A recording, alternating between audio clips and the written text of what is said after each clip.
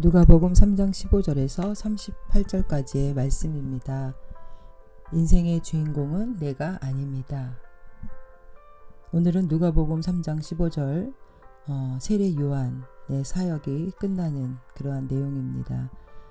15절서부터 16절까지 세례 요한은 자신이 예수님의 오실 길을 예비하는 사명을 잘 감당하고 이제 역사의 무대에서 사라집니다. 세례 요한은 엘리야의 심령을 가지고 죄악된 예수님의 이스라엘의 백성들을 돌이켜서 하나님께로 돌아오게 하는 그 사역을 감당하던 자였습니다.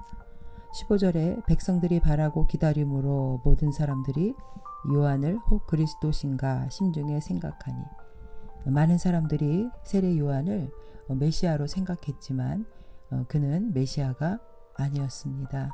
그리고 이스라엘 백성들이 그를 메시아로 생각하지 않았던 것은 구약의 그 메시아에 관한 예언은 이사야 11장 1절에 이새의 줄기에서 한 싹이 나며 그 뿌리에서 한 가지가 나니 결실할 것이요. 예수님은 유다 지파 다윗의 자손에서 나올 거라고 했기 때문에 세례 요한은 유다 지파 자손이 아니었기 때문이었죠. 그리고 이사야 29장 18절에 그날에 못 듣는 사람이 책의 말을 들을 것이며 어둡고 컴컴한 데에서 맹인의 눈이 볼 것이며, 메시아의 그 사역에 관한 그러한 내용인데, 예수 그리스도는 이 땅에 오셔서 맹인들의 눈을 뜨게 했고 죽은 자를 살리는 그러한 이적을 일으키셨습니다. 그러나 세례 요한은 그러한 이적을 나타내지 못했기 때문에 백성들은 확신을 못한 것이죠. 이제 세례 요한의 사역은 끝나고 요한은 17절부터 16절부터 17절까지 예수님의 그 사역에 대해서 증거하고 있습니다. 16절에 요한이 모든 사람에게 대답하여 이르되 나는 물론 너희에게 세례를 베풀거니와 나보다 능력이 많으신 이가 오시나니 나는 그의 신발끈을 풀기도 감당하지 못하겠노라. 그는 성령과 불로 너희에게 세례를 베푸실 것이요. 성령과 불로 세례를 베푸시는 예수 그리스도에 대해서 말씀하고 있습니다. 그리고 17절에 손에 키를 들고 자기의 타작마당을 정하게 하사 알곡은 모아 곳간에 들이고 쭉정이는 꺼지지 않는 불에 태우시리라.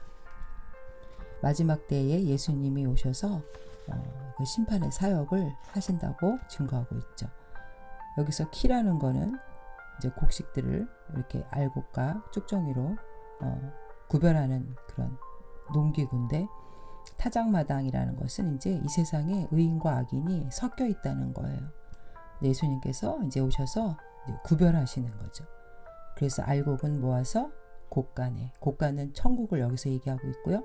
쭉정이 악인들은 꺼지지 않는 불, 영원한 지옥의 형벌에 떨어진다는 심판을 여기서 얘기하고 있습니다. 이제 마지막 때에 예수님 오셔서 심판하시는 그날에는 의인과 악인이 영원히 분리되는 것을 나타내고 있습니다. 세례 요한은 예수 그리스도의 오심과 그의 구속을 예비하는 선구자적인 그런 삶을 충실하게 잘 감당했습니다. 그리고 18절부터 세례 요한의 그 죽음에 대해서 나오죠. 분봉왕 19절에 분봉왕 헤롯은 그의 동생의 아내 헤로디아의 일과 또 자기가 행한 모든 악한 일로 말미암아 요한에게 책망을 받고, 분봉왕 헤롯은 자기의 아내가 있음에도 불구하고 빌립 자기 동생의 아내 헤로디아를 가로챕니다. 결혼을 하게 되죠. 그래서 이 헤로디아 역시 남편과 이혼하고 헤롯 왕과 결혼을 하게 됩니다. 유대인의 율법에 의하면 이건 너무나 가증스럽고 심판을 받아야 될 너무나 큰 죄악이었죠. 그래서 세례 요한에게 책망을 받은 이 헤롯 왕은 그를 죽입니다. 20절에 그 위에 한 가지 악을 더하여 요한을 옥에 가두니라. 책망을 듣고 회개를 해야 되는데 이 헤롯 왕은 회개하지 않았어요. 오히려 그를 감옥에 가두고 죽여버리죠. 세례 요한은 이제 순교를 하고 맙니다. 당시 왕에 대한 이런 책망과 비난은 자신의 목숨을 거는 아주 위험한 그런 행위였습니다. 그러나 진리의 말씀을 선포한 세례 요한은 생명에 개의치 않고 진리의 말씀을 증거했습니다. 우리 그리스도인들은 이렇게 하나님 말씀, 진리의 말씀에 생명을 거는 그러한 숭고한 믿음에까지 자라가야 될 줄로 믿습니다. 예수님은 내가 곧 길이요 진리요 생명이니 나로 말미암지 않고는 아버지께로 올 자가 없다고 말씀하셨습니다.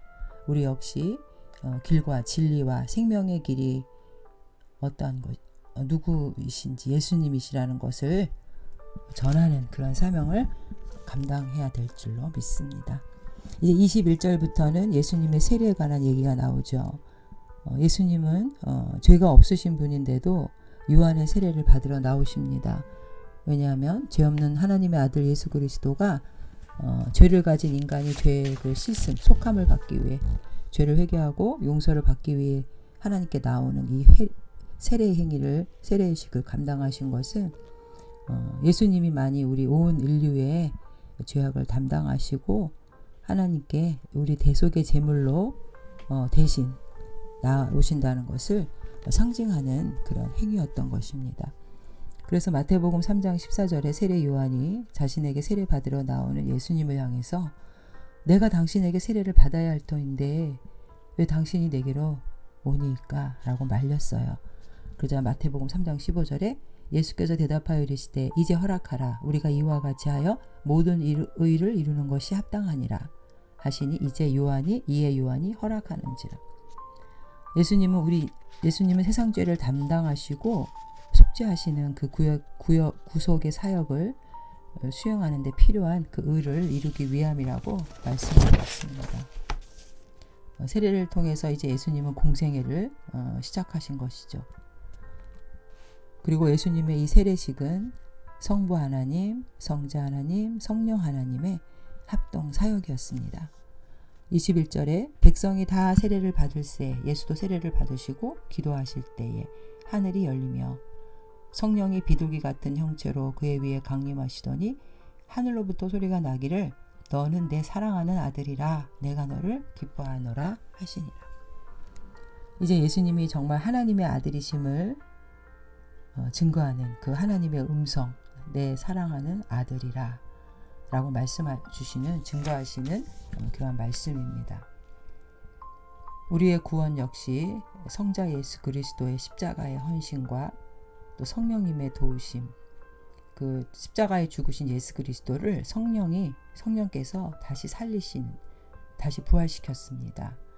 그리고 하나님께서는 2000년 전에 예수 그리스도를 우리의 구원을 위해서 보내시기로 계획하셨습니다.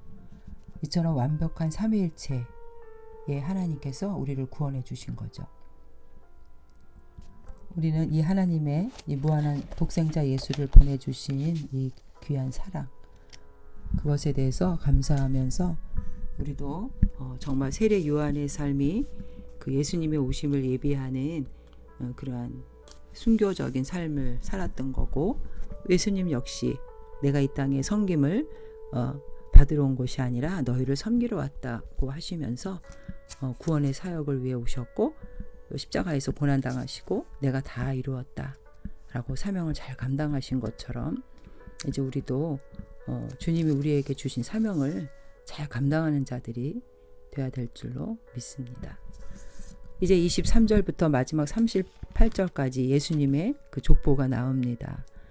요셉의 아들로 여기서 소개되고 있으면서 쭉쭉 올라가면서 그 위 38절 그 위는 에노스요, 그 위는 셋이요, 그 위는 아담이요, 그 위는 하나님이십니다.